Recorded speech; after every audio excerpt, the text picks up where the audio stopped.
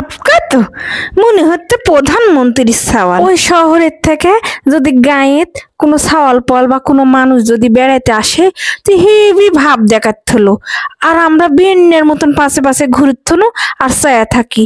দেখে মনে হয় বাবা ওরকম যদি হবার পারনুনি। আরে বাবা আমরা গাঁও গ্রামের থেকে যে খাঁটি খাঁটি জিনিস খাই, তোরা শহরের থেকে অত পাস? পাই না। আমারও বাড়ি পদ্মা নদীর ধারে। এদের দেখ আমিও উড়ল মাছের আজকে এমন একটা রেসিপি বানাছি, এমন স্বাদ দেখেন, চেহারা খান দেখেন, খুবই স্বাদ হচ্ছে। আমি ভিডিও করেছি আগে ভাত খাইয়ে নিয়ে। এ দেখেন দেখেন উড়ল মাছ নদীর বুলে উপরে ভাসা ভাসা বেড়াই। তো আজকে পয়লা কিনেছি, দামও মেলা লিছে। আর বাজারে নতুন আলু পেঁয়াজ পাতা উঠেছে, সেরে দেয়া পুরপুরি করেছি। পুরপুরির প্রসেসটা দেখেন, তারপর আমাকে জানাইন যে কেমন হচ্ছে। অন্যান্য সব জিনিসের থেকে আমার আবার মাছটা খাইতে খুবই ভালো লাগে, তাই আমি মাছের রেসিপি একটা বেশি করি। তো দেখেন বাজারের থেকে হাফ কেজি উড়ল মাছ কাটে ধুয়ে এভাবে পরিষ্কার করে লিছি। মাছগুলোর চেহারা দেখেন খুবই টাটকা। এখন এই মাছ যে জিনিস দিয়ে পুরপুরি করবো দেখাই লিতে। পয়লা টমেটো, তারপরে দেখেন পেঁয়াজ, একবারে নতুন পেঁয়াজ বাজারে তুটেছে। আর দেখেন পেঁয়াজের পাতা, আর লিছি নতুন আলু।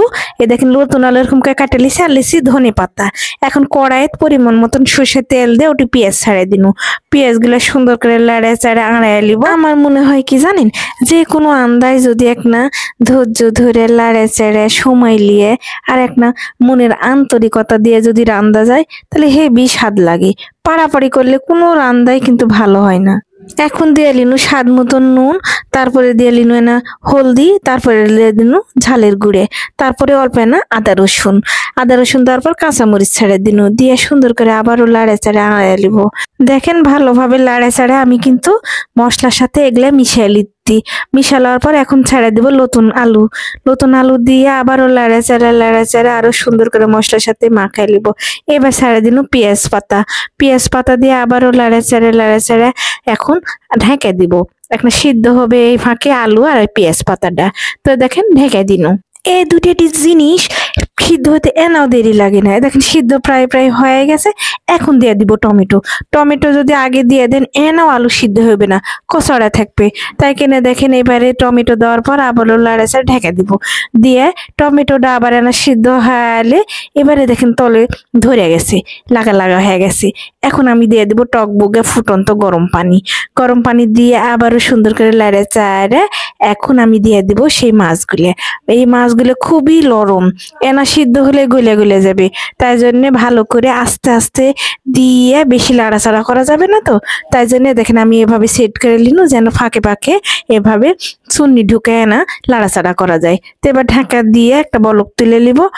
এবারে দিয়ে দিচ্ছি এর উপর কয়েকটা কাঁচামরিচ গুলো আমি এমনি দিচ্ছি, পরে যদি দেওয়া হয় না তো আলাদা একটা ঘিরান লাগে। তো এবারে দিয়ে দিচ্ছি আবার ধনে পাতা অপশনাল, যদি আপনারা মনে করেন যে দিলে দিব, না দিলে না দিব। অনেকেই ধনে পাতা পছন্দ করেন না, তো এইভাবে ধনে পাতা দিলে কিন্তু চচ্চড়িত বা পুরপুরিত খুবই ভালো লাগে। দিয়ে দেখেন হালকা ভাবে ভিতরে দেখেন ছুন্নি ঢুকে না লাড়াচাড়া করার চেষ্টা করতে, বেশি লাড়াচাড়া করা যাচ্ছে না। মাছগুলো এত নরম গলে যেতে, তো এত হেভি সেন্ট বার হচ্ছে বাবা, তলে না ধরে গেছে। তো দেখেন হওয়ার আগে আমি সর্ষের তেল আবার দিয়ে লিখতি। এভাবে কাঁচা সর্ষের তেল পুরপুরি হওয়ার আগে উপর দিয়ে লিবেন, আরো ফাইন একটা ঘিরান লাগবে। তো পেঁয়াজ পাতা আর আলুর লাগা পোড়া একটা গন্ধ গোটা বাড়িতে একবারে ছুটে গেছে। আরে বাবা শহরের থাকি আর গাঁয়ের থাকি কোনো ভাব দেখা নাই কারো উচিত না, কেননা শহরের যারা থাকে তারাও মানুষ, গাঁয়ের যারা থাকে তারাও মানুষ। ভাব দেখানোর তো কি আছে, মরে গেলে তো একই কব্বরের মধ্যেই ঢুকা লাগবে, না অন্য কব্বরে ঢুকবে, টাইলস করা কব্বরে ঢুকবে সে। তো তাই সবাই ভালো থাকবেন, সুস্থ থাকবেন। আর আজকের এই উড়ল মাছের পুরপুরি কেমন হচ্ছে অবশ্যই কমেন্ট করে জানাবেন। কমেন্ট না করলে আমি কিন্তু ভিডিও দিতে পারবো না। কমেন্ট করলে অবশ্যই আমার মনের মধ্যে আনন্দ লাগবে যে না রে কমেন্ট করতে ভালো লাগতে আমি আবারও দিই।